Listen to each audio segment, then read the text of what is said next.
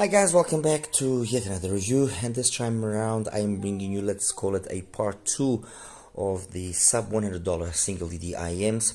However, all of these IEMs here are not following the more traditional Harman kind of tuning style. The emphasis of all of these IEMs here has been on being more organic, more, let's call it old school, more V-shape, more fun. And they all have that as the main characteristic, let's put it that way. What then will differentiate them, of course, is accessories. Do they have any special feature, adjustable nozzles, exchangeable nozzles, tuning switches, how well is that organic type of sound done, more bass, less bass, more mids, less. That's what basically will then distinguish them then, and of course the price, obviously. What do I have here? I've got 3 IEMs here which are new in terms of I've never reviewed them before, which is the NF Audio RG15, the Sivga Que, and the RDD Wukong, the Myth. The rest are the SP-01 from SoundRhyme, the Venture Electronics CA.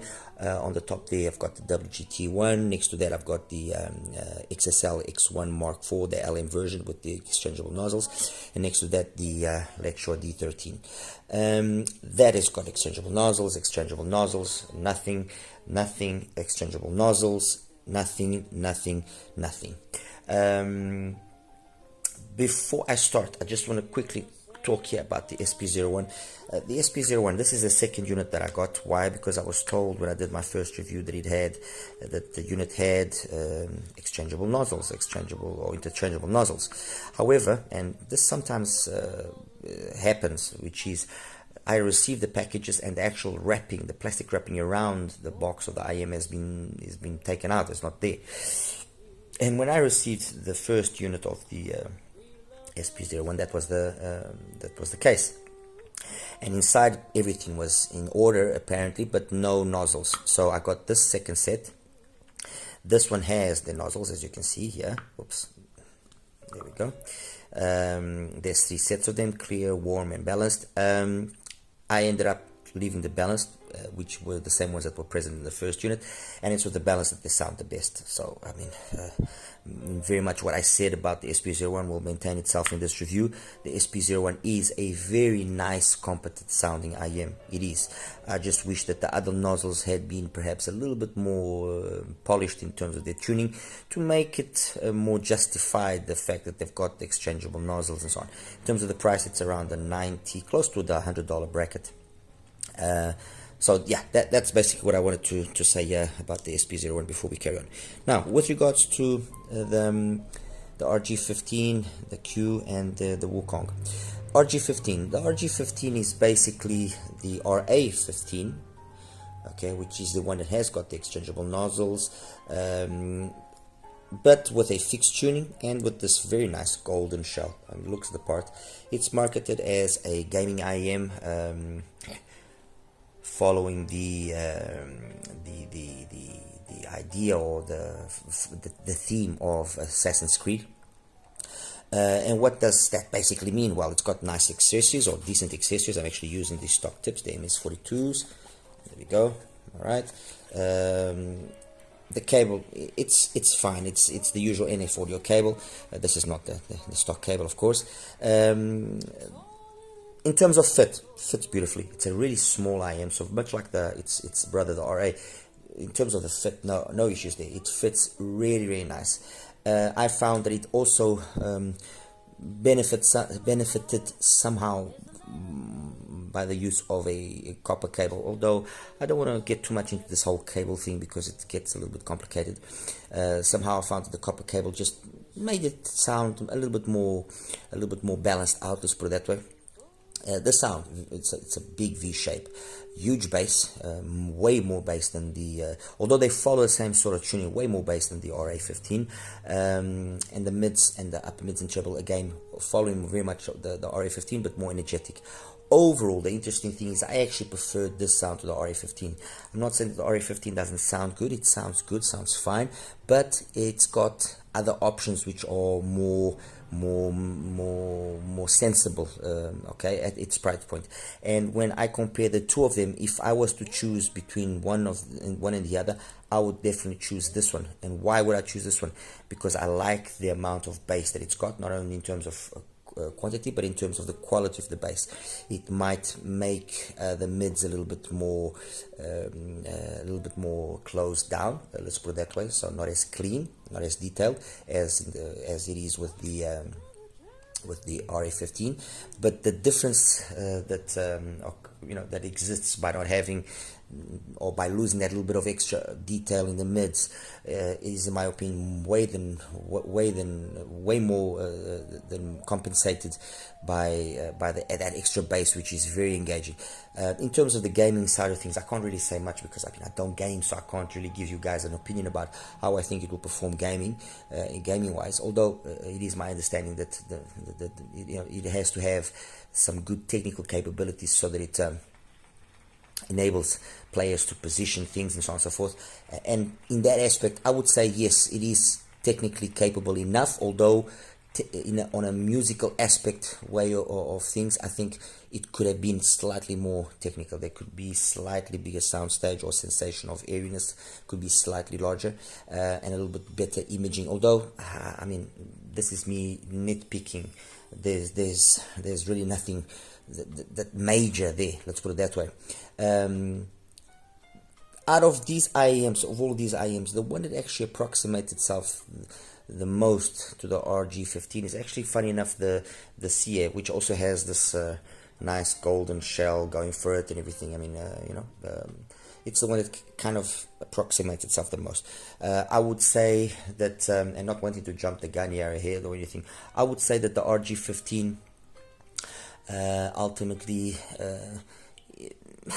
just a little bit more superior in terms of the detailed retrieval than the CA, so I would choose that over the CA because they cost basically the same thing.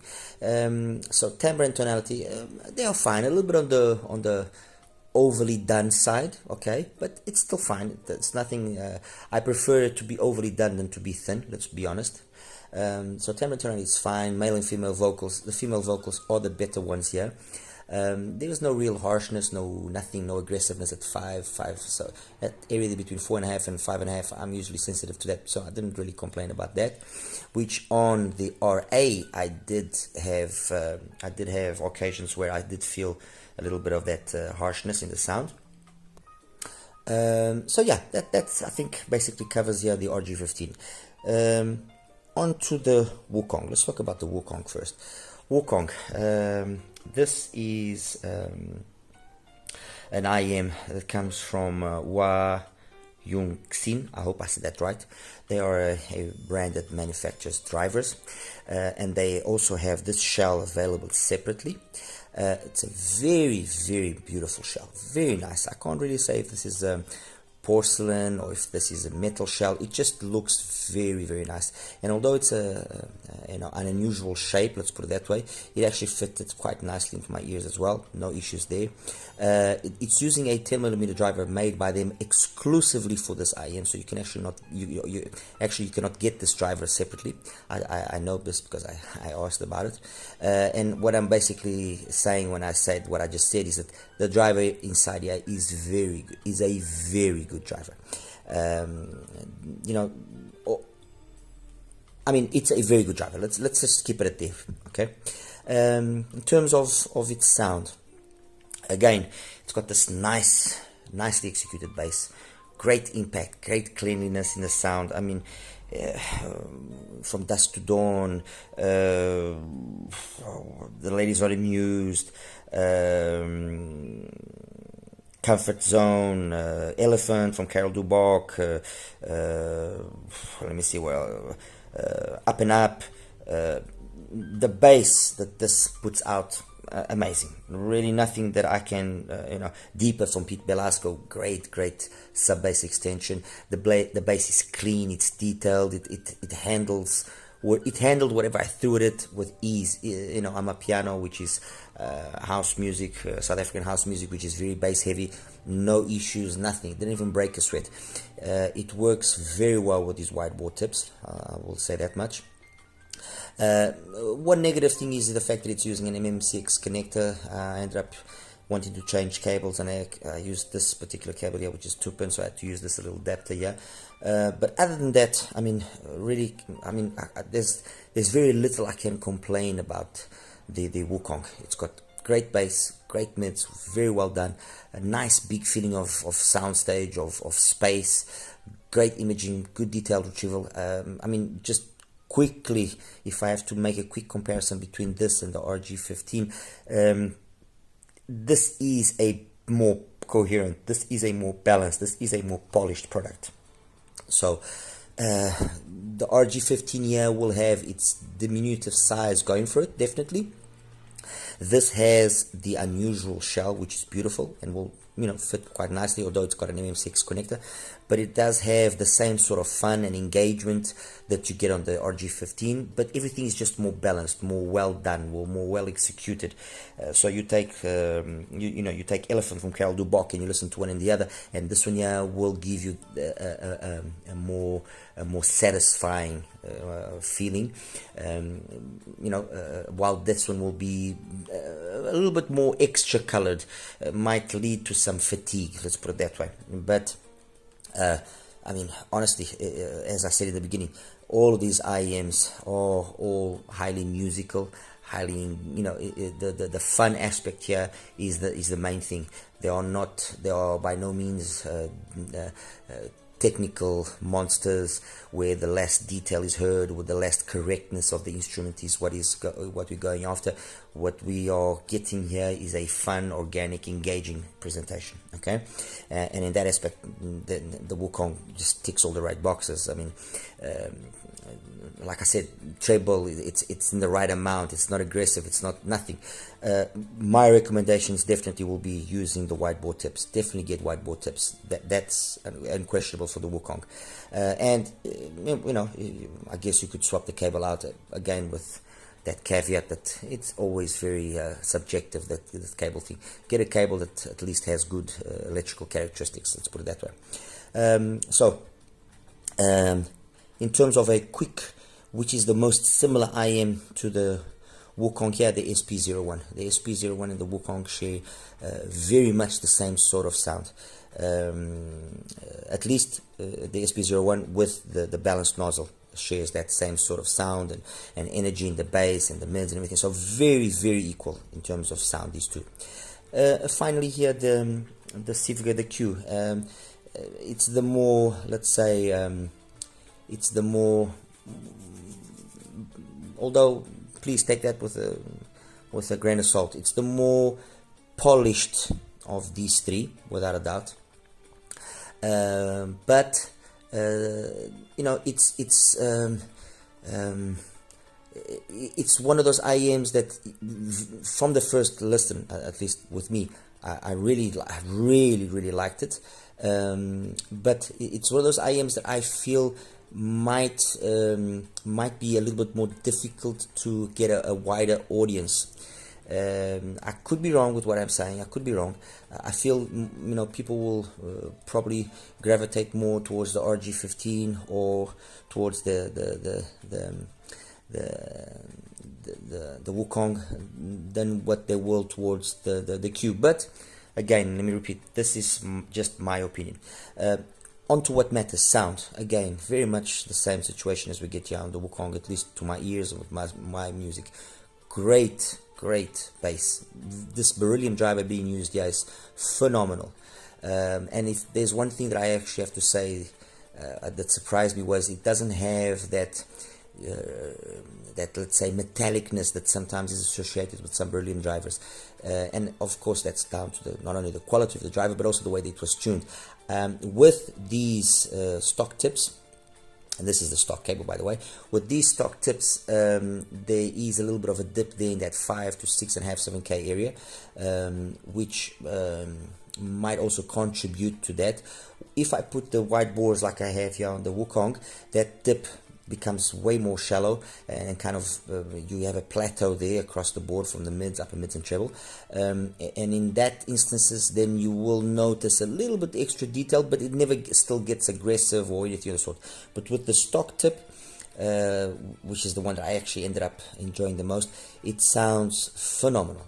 I would even say that in occasions I found the bass and the mids here to be a little bit extra cleaner and a little bit more detailed than the Wukong. Not a huge difference, but a little bit more. To be fair, they actually traded blows very competently between songs. They went back and forth. This a little bit bigger soundstage, a little bit more imaging, maybe just a little extra amount of detail retrieval, because of that area there between, I think, in my opinion, that area there between the 4.85 to 7 being a little bit more energetic than it is over here. But when I swapped the nozzle and put the wide bore, the Wukong still was a little bit extra more detailed. So overall, let's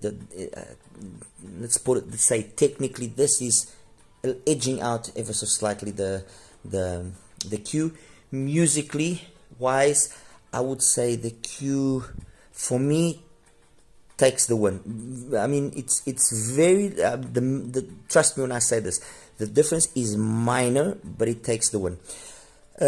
What does then ultimately the Q have going for it? Well, not ultimately, but what is the one thing that the Q is going for? It's got a really good price, $75 if I'm not mistaken, which makes it a hard one to not take seriously. Well, this is a little bit more expensive. This is about $100, like I said, but it does have an unusual shell. Look, to be honest, you can't really go wrong with any one of these two. You really can't. They are both very competent. They're both very good. It will ultimately be what you prefer. That's me being as straightforward and as sincere as I can possibly be. Comparing them then with the rest of the IEMs here very briefly. The WGT1 is a nice IEM, but it's it's outdated, so it doesn't compete in any way with the Wukong or with the Q little, and not even with the RG15. The RG15 is a better IEM. Yes, it does have a great bass, a great mid bass impact, like any one of these ones have, mind you. But it just doesn't. Hold its own. The Electro does do a better job. It does have those detachable nozzles, but again, I feel that the nozzles they could have been tuned slightly better. And if that had been the case, maybe the outcome here could have been different. But if you got Electro, the D13, you will be better served, or probably as equally well served with it as you are with the RG15. So maybe here the upgrade might not be making sense, but with these two I feel that you have a better IEM than you have with the D13. Mind you, the D13 has come down in price significantly, and it used to be over $100 actually. So again, I think it's a testament of how things have improved, how drivers are getting better, and how the tuning has also become better, even when it's a tuning which is fun and organic and musical, like is the case here, the main premise. The CA is an IEM which I've always favored, and I've always liked for being different in its tuning, so it doesn't have that Harman tune. It's got the tuning, like I said, which is very similar to these ones here. And when you compare it, when I compared it here with these, yes, the bass and the mids for the not for the most part, the bass, yes, keeps up, very similar. But then where the CS starts falling behind is not only in terms of the extension up top. You do notice that this has got more extension. The Wukong, the SP-01 also has got a little bit more extension up top. And even the Q has got more extension up top than the CA. Maybe these two, the difference not as noticeable, but definitely it has to have. And the RG definitely has got more extension. Technically, the CA was never a fantastic IEM. As I said, its premise was to be fun, engaging, musical. But compared again to these in its technical aspects, it's behind. It's just a level below. Having the CA, does it make sense going for these? It's a tough one because, yes, you will get a minuscule improvement, or you will get a slight improvement, but does that warrant spending $70 or $100 extra to have a similar type of sound? I'm not sure about that. I prefer not to be the one calling that decision. And finally, the XSL, the X1, an IEM which has gone through 4 variations. This final one here with the tuning nozzles is the one that I think will make the most sense, because you get a little bit of the Mark II, a little bit of the Mark III, and then the Mark IV, obviously, at a price which is very competitive, again, roughly $65. So kind of the price of the Sivga. A phenomenal bass and mids, with the blue nozzle termination, which is the one I've got there. It doesn't have the ultimate detail up top that you have on the Wukong, that you have on the RG, or that you have on the SP-01. And I'm keeping it to these here because these are the latest ones. But it does have a cleanliness and a quality to that bass which very much matches here the Wukong, the Sivga, and the SP-01. The bass there is a superior bass to the bass on the RG15 in terms of the quality of the bass. So overall, if you have an XSL X1, does getting an RG1 make sense? Perhaps it makes sense because it will give you that extra amount of detail that on that one there you never have, even when you exchange the nozzles. Or let me just correct one thing there. When you exchange the nozzles and you put the other nozzles, the silver one or the gold one, yes, you do start having more upper mids and treble, but that upper mid and treble becomes less polished, and it can reach points where sometimes it gets a little bit on the too much side, on the aggressive side. That is something which never happens with the RG15, funny enough. So it might make sense to have one and the other, okay? Compared with the Sivga, I find the Sivga to be overall a better IEM. It's just more balanced. Yes, it doesn't have the ability to, for you to vary the tuning and like that one there has. But when I compare the blue nozzle on the XSL X1 and I compare the Sivga as it is, the Sivga comes out on top. It does. It's not a huge difference, mind you. It's not a huge difference, but it does come out on top. So does it justify getting a Sivga if you have the XSL X1? Perhaps not. Perhaps not. I mean, yes, this is, for me at least, superior, but that there is no slouch, and it has got a very good driver.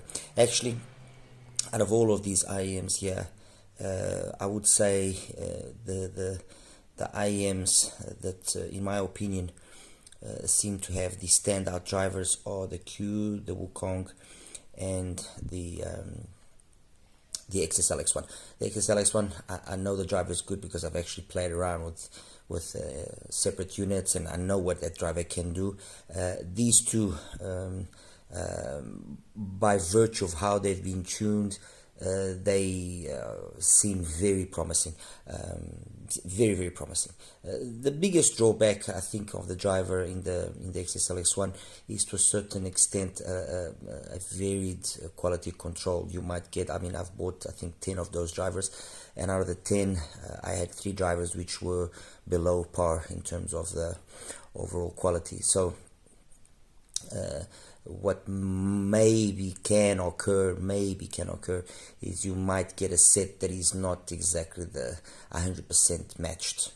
Okay, that's something that can occur. Fair enough.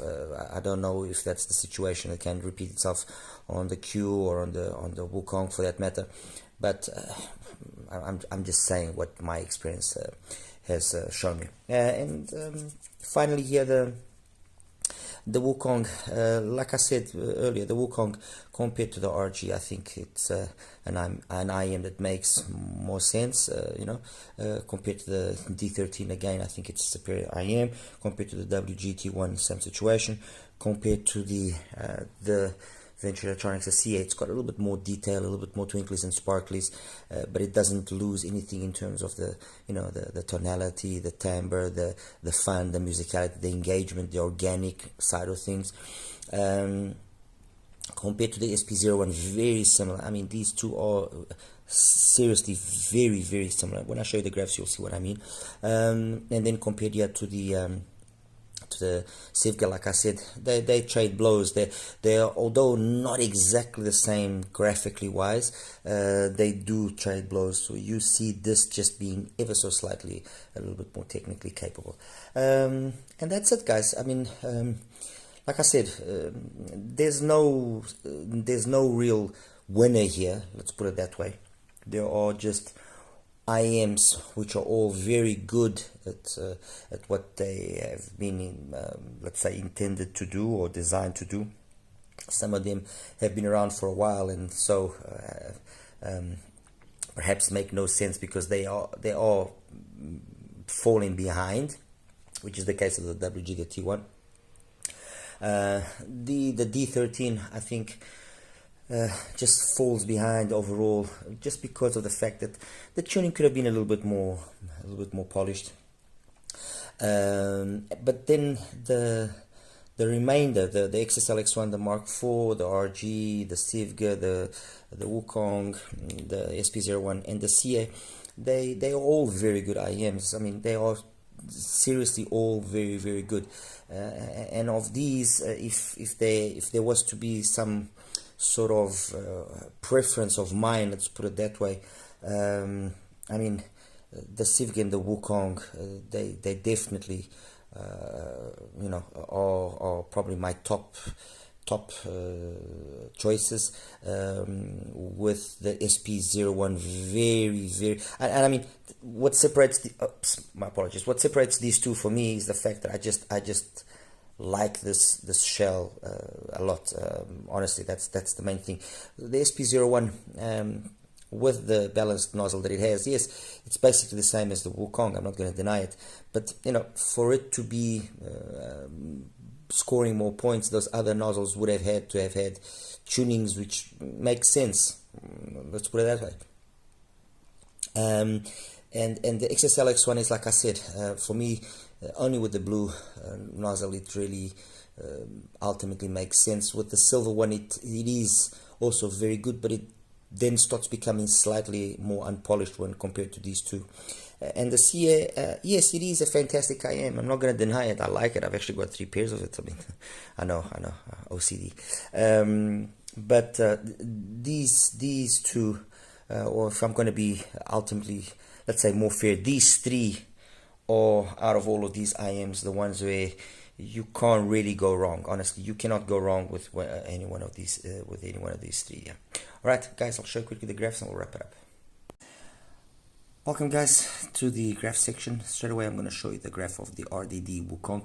This is probably the more normal graph out of all the graphs that I'm going to be showing you. So the one that looks the more kind of usual to what we are being used to see. As you can see, it's got a nice thick base. I mean, it's big. It's a really big base. We're talking about things sitting between roughly 10 dBs either way. So 10 dB the base gain, 9 dB PENON gain, and then kind of maintaining itself pretty plateaued across the board here, with this nice indicator of a good soundstage, which it does have. The bleed into the mids exists, but it's yeah, I think it's following what they wanted to do, which was make the IEM sound fun, sound organic, sound interesting. So they've been able to do that quite well. So this is the Wukong. I mentioned that the Wukong was very similar to its tuning to the SoundRhyme SP01, which I'm going to now show you so you guys can see. So this is the SP01 with the nozzle that I preferred, which is the balanced nozzle. And as you can see, they are very, very similar. And the fact and the reality is that they sound very similar. Perhaps here and there you notice a little bit the bass on the Wukong being just a little bit cleaner, but look, they sound very, very equal. It is what it is. It's therefore in plain sight. Okay, so that's the RDD Wukong. I'm going to show you now the Sivga Que, which is this graph here. Okay, again a graph which kind of goes away from the usual that we are used to seeing. Not a lot of extension past 10k. It's got this big valley here, which with a whiteboard tip kind of smooths out a little bit, and there is a little bit more energy. But the bass, again, the emphasis is on the mid bass. It's got a nice mid bass. In terms of the gain, we have roughly an 8 dB gain on the bass, an 8 dB PENON gain. So you could consider it a V-shaped again once more, but nicely. It sounds really nice. That's the reality. The Sivga just sounds very musical. It sounds very appealing. Comparing the Sivga to the where is it now?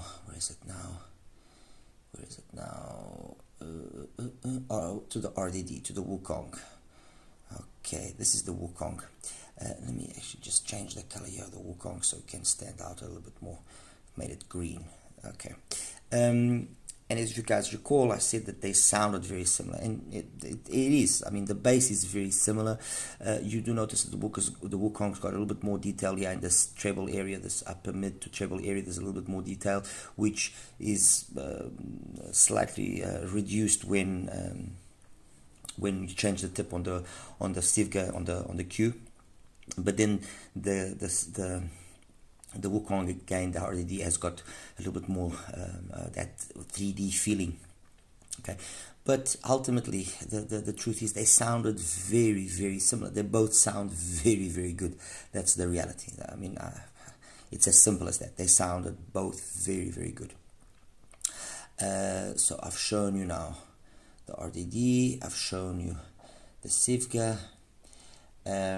Showing you now, gonna show you now the RG15, which is this one here. The RG15 compared to the RA15, this is the difference. Okay, so the RG's got significantly more bass. We're talking about a difference here in the bass of roughly 6 dBs, a solid 6 dB difference. From 50 hertz down, and slowly diminishes itself at 100 hertz. The difference is about 3 dB, so still noticeable.